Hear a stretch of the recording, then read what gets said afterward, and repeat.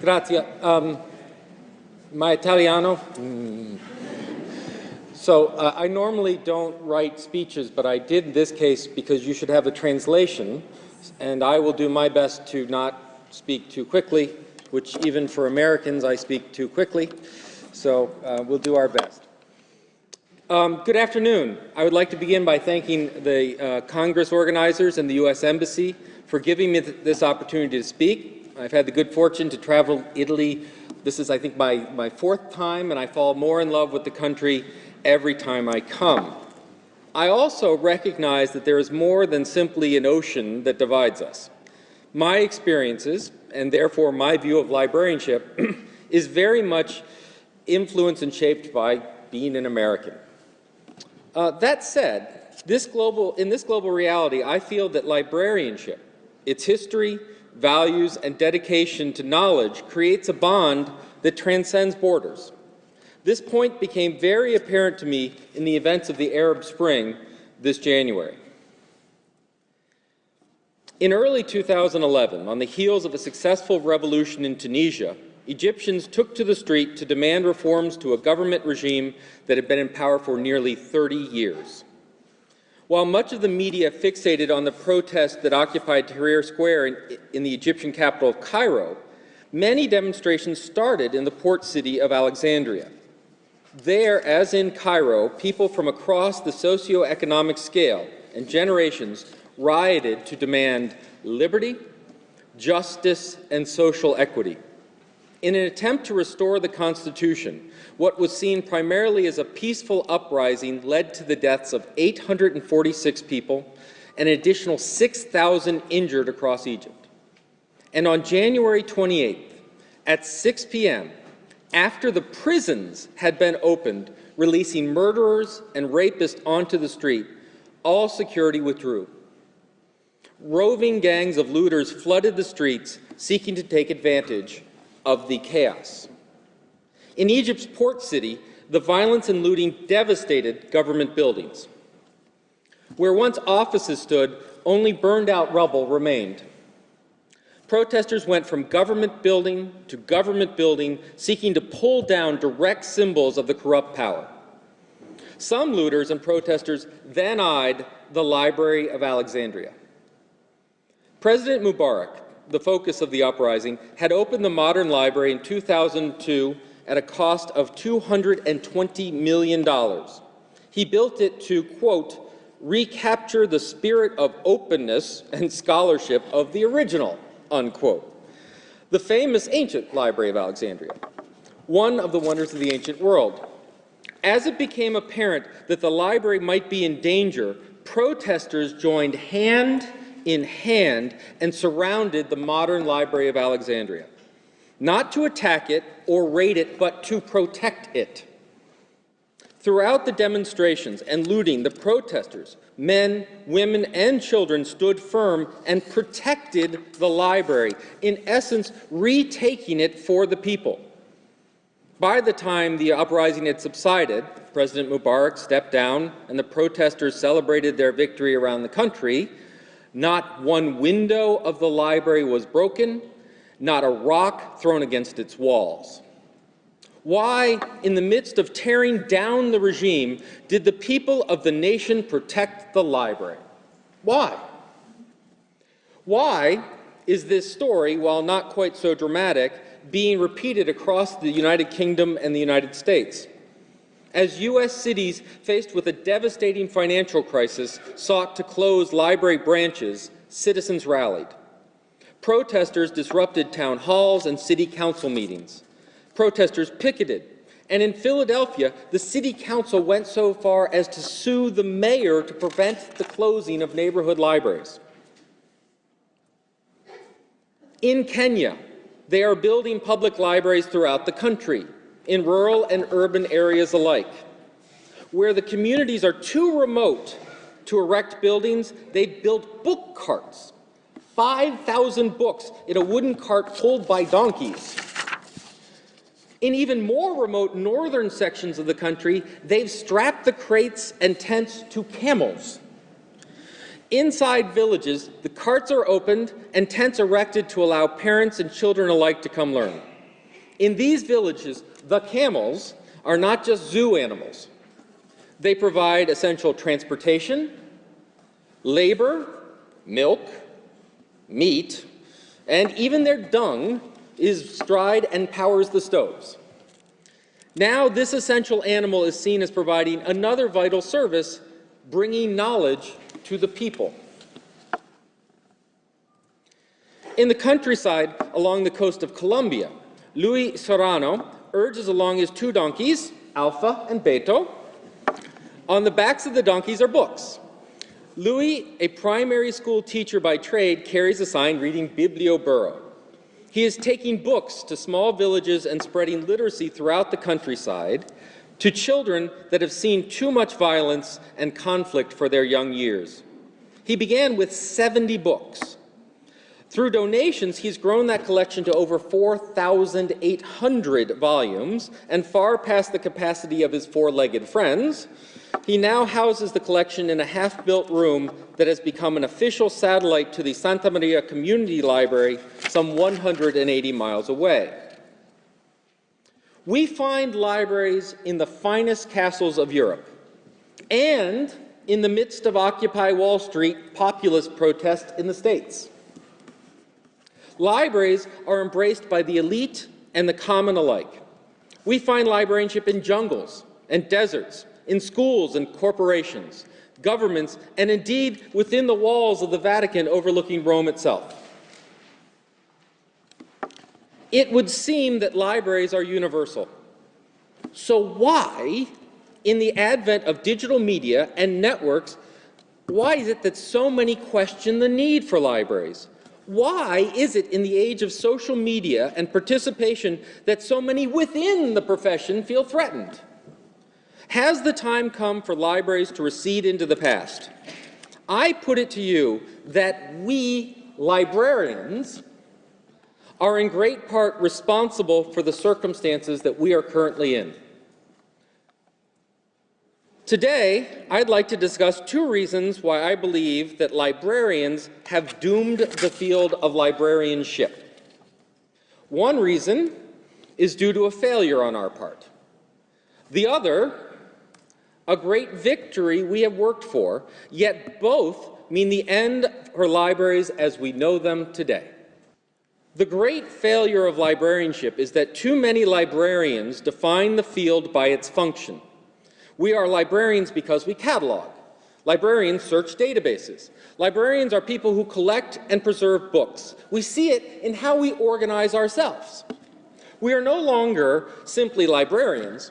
We are academic librarians. We are technical services librarians. We are digital librarians.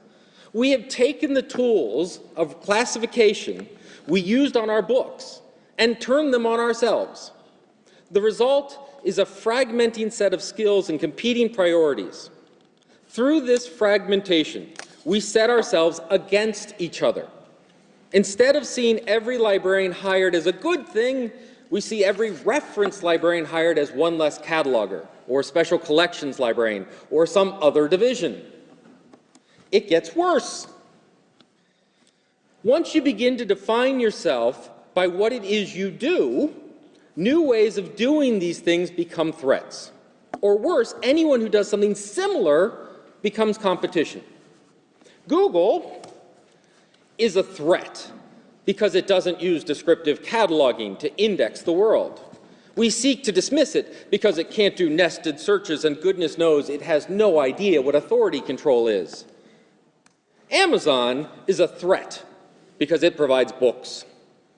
Worse still, it's even letting folks borrow the books on their Kindle. That's our job. And what is our response to these so-called threats? Did we librarians build a new Google or our own ebook platform? Nope. Instead, we've adopted Google and Amazon. All right, off the speech. How many people search for a book in Amazon first and then your library catalog? All right? And what is, there we go, all right. We instead have adopted Google and Amazon because it turns out that they work. They function. Never mind that Google is the largest advertising agency in the world, and Amazon is now able to mine our members' data in order to turn them into future customers. Because we define the world through functional eyes of threats and competition, we do not engage new players as partners, nor do we effectively work to instill our values within their services. Instead, we see what functions, we take what works, and consume them, nearly ignorant to the cost to ourselves and our members. Please do not misunderstand me. I use Google and Amazon. I have a Fire and a Kindle Touch waiting for me at home. I use Facebook and Twitter. There is great value in these tools for our profession and our members. However, each of them can be made better through partnering with libraries, where we can learn about new ways of discovering information or packaging content. They too can learn from our 3,000-year history of community engagement and our value system. However, this will only happen if we are open to true partnership and seen as valuable allies. If we are seen instead as isolated and stuck with functions of the past, why would you partner with us? So what then was our great victory that has now come back to haunt us? It is the participatory culture we now live within. All around us, people are organizing. Citizens are demanding entry into the decisions of companies and governments alike. And now you have a government. Congratulations. We have a government, it just doesn't do anything. So I'm not sure which is better. We have already seen the power of the connected citizenry in Tunisia and Egypt, and Italy is seeing the direct effects of the power of networking in Libya. Occupy Wall Street, that started in my home country,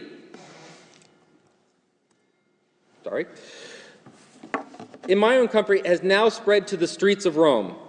With cell phones and the web, the voices of the people is now magnified, and the appetite for inclusion equally so. What does this have to do with libraries? Why has this come to haunt us? Because the same people we sought to educate and help are now seeking to have their say in how we run our services. In the US and Scandinavia, library members are seeking unprecedented participation in how we run services. I'll be honest, the response from many librarians has puzzled me. This is the world we have asked for. This is the world we have worked for. Why showcase culture if we are not enabling contributions to that culture? Why provide information if not for informed participation? Why educate if not for advocacy? Why is it when we espouse the values and virtues of empowerment, we are surprised when the empowered public seeks power in shaping our destinies as well? And why are we surprised when we have focused on the power of the individual over the institution? The scholar seeking truth, the student seeking wisdom, the mother seeking a better life for her children, that these same people begin to question the need for all institutions, including our own. Yes, ladies and gentlemen, libraries as we know them are doomed. They are right, those who would call us quaint and obsolete. There is simply no way to maintain an institution dedicated to physical collections, descriptive cataloging, and a profession of maintenance. Right now, you are asking yourself, what kind of library professor am I? Why was I invited, and why do they let me teach future librarians if I think that this field is doomed? Perhaps, however, you picked up on the use of the phrase libraries as we know them and have seen the titles of my talk. You're ready for me to pivot the way that I see forward to a new librarianship, and you're right. I do believe the future of librarianship is bright indeed, but it is far from assured and far from an easy path. It is a path that will require radical personal action. I will be honest with you, it is a path where I have great confidence in the profession of librarianship, but less confidence in the institutions we now call libraries. The The road to new librarianship is to expect more. Look back at the stories I began with. In Alexandria, Kenya, and in Colombia, we find exceptional people. The power of the library was not in the architecture and collections. No Kenyan villager found inspiring grandeur on the back of a camel or a donkey. The power was in the idea and the librarian reaching out. In Alexandria and in Kenya and Colombia, the librarians did not sit back and wait to help. They identified challenges and proactively sought to solve them. The librarians did not see themselves as neutral purveyors of information, but as transformative agents of social change. Several years ago, I wrote a piece on the library as conversation. Some of you may be familiar with this work. It was an early work that tried to explain the explosion of social media and the potential impact on the field of librarianship. In that piece, I proposed that people were using social networks to create learning environments, that our communities seek to shape systems they use in order to create and build knowledge. I have since expanded these ideas and have worked with libraries and other organizations to try them out. What has emerged is a new librarianship, based not on artifacts, books, and architecture, but learning and conversation. There's an unstated assumption at the heart of this work, that you are not a user, you are not a consumer, you are not a customer, you are a learner in control of your environment and with the ability to shape that environment. And those you seek to serve, what I call members, what you may call patrons, are also not users, not consumers, not customers. They are part of your library and belong at the center of it. Your collection is not your books. Your collection is not your stacks. Your collection are not films or records. Your collection is your community. And where you need to put your effort and your time is not in dusting books and shelving them, but in improving your community. Corinne Hill, the director of the Dallas Public Library in the States, talked about how she reconfigured libraries by, quote, putting the collaborative spaces in the center and books along the wall as art. Now, some in the States may see that statement as somehow dismissing the power of books as simply decoration. But here in Rome, you and I both know that art is not simply decoration. Art is for inspiration. Art is for education, for provoking, for embodying culture and history. The books in our libraries and the media and the web pages and the rare collections are not there to simply sit in a protected vault, but they are there for inspiring, educating, and provoking conversation and learning within our communities. Your books, your building, and your processes are worth nothing if they are not used. Furthermore, mere use is not enough. They are nothing if they don't help the communities learn and make better decisions. The values of your manuscripts come not from the pages and ink, but from the reading, applying, and dreaming of your members. Also at the heart of new librarianship is a reaffirmation of what I see to be a very old and enduring mission. The mission of librarians is to improve society through facilitating knowledge creation in their communities. I would like you to note a few things about this mission. The first is that it is a mission of librarians, people, you. Libraries are institutions, and as institutions, they are created by people and professionals. They are either abstractions that can do absolutely nothing without people, or buildings that can simply exert gravity and shield you from the rain. It is the librarian that makes things happen. In these days of mass digitization and networking, you are the ascending and unique resources in your library. This means it is you who have ultimate responsibility for the impact of the library. When the church controlled the libraries of Italy, it was people who decided what was shared and what was heresy, not the building. When fascism grew here and across the globe, it was people who censored the collections and attempted to restrict thought, not the building. People matter. You matter. That also means you must take responsibility for the power and impact of the future of the library. No building can assure freedom of access to information.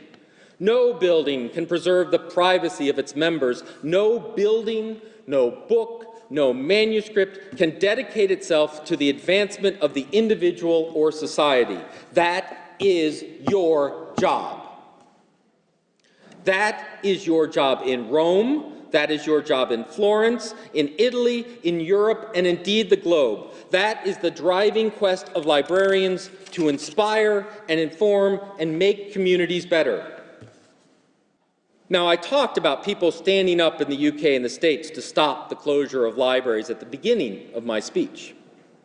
What I didn't mention is that there are plenty of libraries that have closed.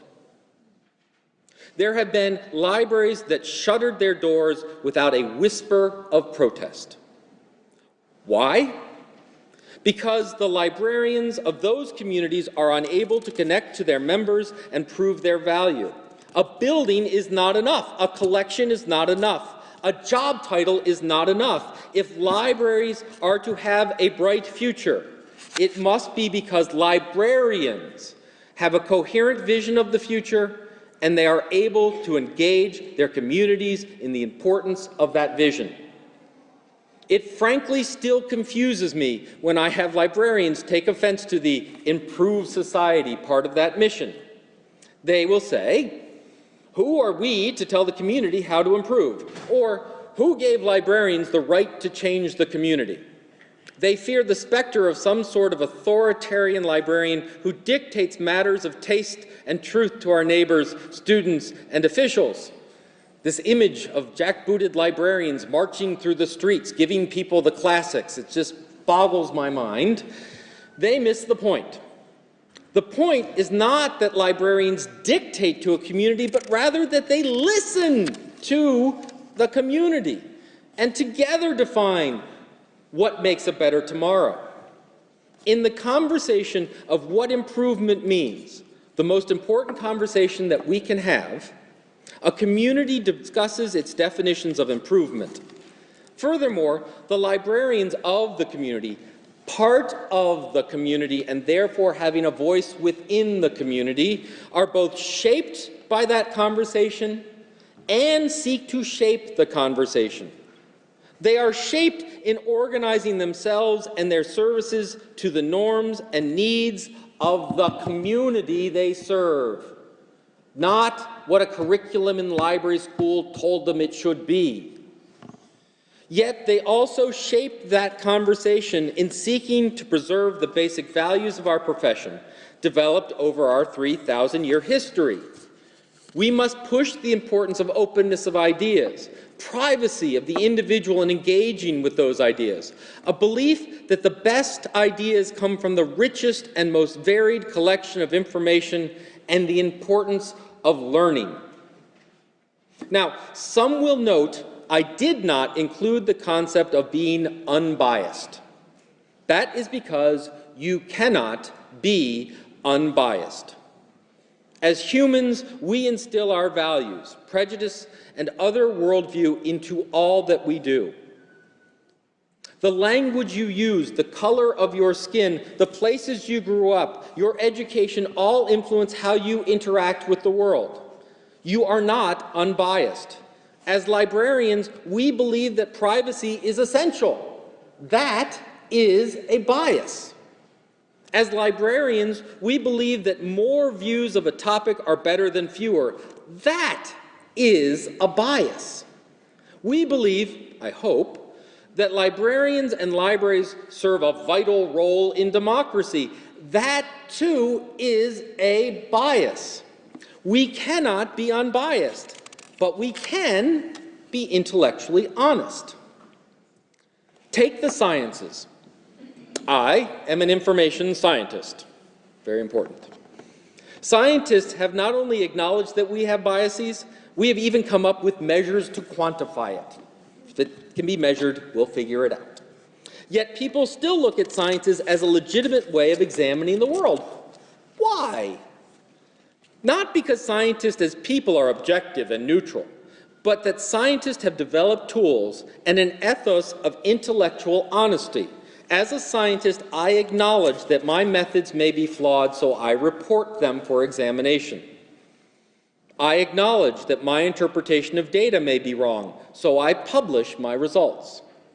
Science knows the difference between unbiased and transparent. As librarians, we must also adopt this distinction. While I'm on the topic of science, I must also comment on a common misperception. Science is not cold. To be a good scientist is not to wrap yourself in an air of objectivity and flat emotions. Science and knowledge are about passion and drive. In science, it is a drive for understanding, enlightenment, and truth.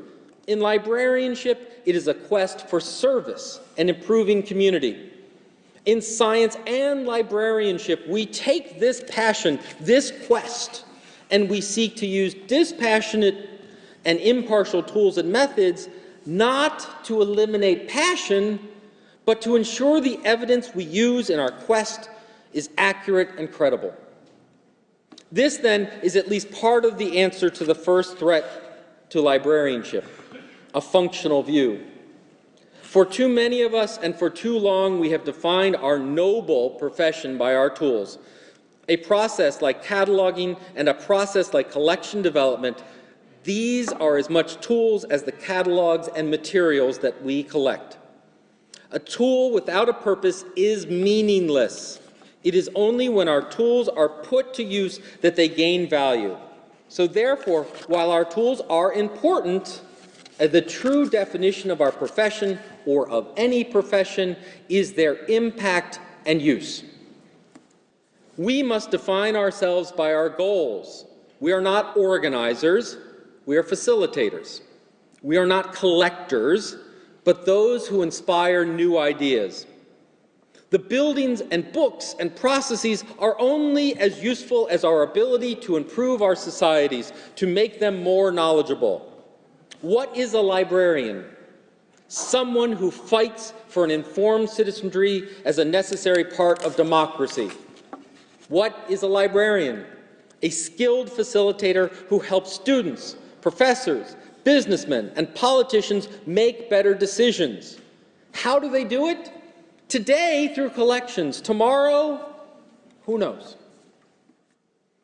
I also talked about a great victory that will doom librarianship as we know it today. That victory was participation and the belief within our communities that they have a say in how we do our jobs. How do we incorporate this into new librarianship? To answer that question, I must tell you a story. In the past year, I have been fortunate enough to tour medieval cities in Tuscany and Austria. All these former city-states shared some common architecture. They were all, at least when built, walled cities. I walked through a wall to get here this morning. They were built in a time when, to preserve their identity as communities, they had to build thick walls to keep invaders out. City after city, fortress after fortress sought to be self-sufficient and impregnable. Today, all of these cities that I visited are still there and still very much have their identities. Yet the walls have either come down or the gates made wider. Over time, these cities realized that the way to prosperity was in trade. It was in the steady flow of commerce and culture into, out of, and through the city. As this trade grew, the primary defense wasn't walls, it was mutual self-interest.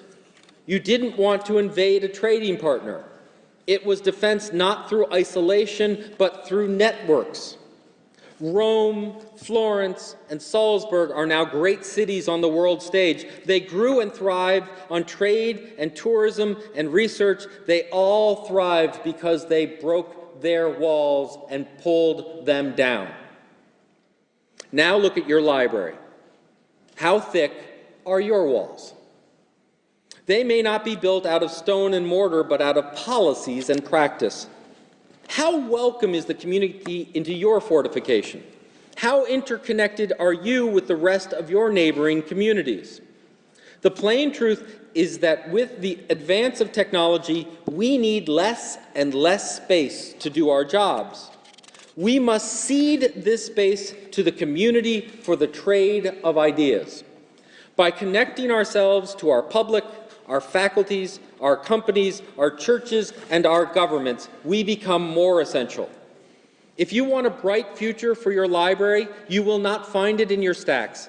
Only by throwing open the doors and windows and inviting the world into the library will we assure a place for our profession.